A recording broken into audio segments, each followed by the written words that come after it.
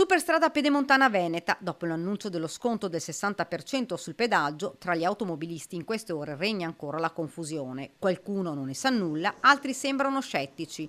Ad essere arrabbiata la categoria che non rientra nello sconto, i camionisti.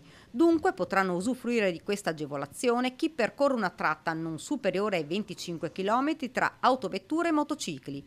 Valido dal lunedì al venerdì, festivi esclusi.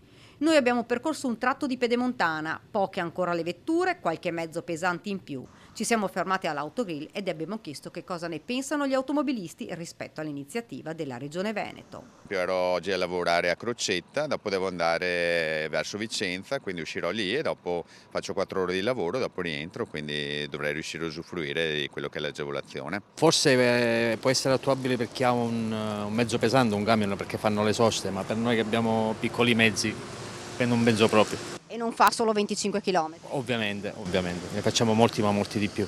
E quindi rimane con la tariffa intera. Certo, sicuramente.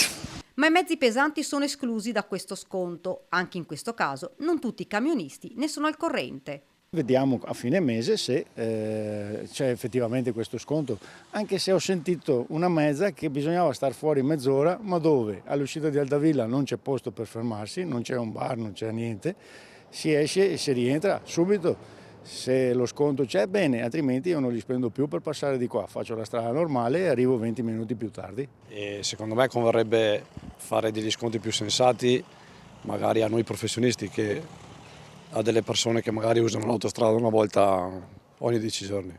Come tutte le novità, bisognerà attendere qualche settimana per valutare se con questo incentivo ci sarà un flusso maggiore di veicoli. Soddisfatto il presidente di Confcommercio Veneto, Patrizio Bertin. Mi sembra una decisione opportuna, la pedemontana è una grande risorsa, le imprese l'hanno fortemente voluta, adesso che l'abbiamo, usiamola al meglio. L'effetto positivo sarà indubbiamente nei territori con flussi più ordinati e una migliore gestione di tutte le infrastrutture disponibili, dichiara Paola Carrone, presidente di Confindustria Veneto Est, con un atteso miglioramento della circolazione anche in termini di sicurezza.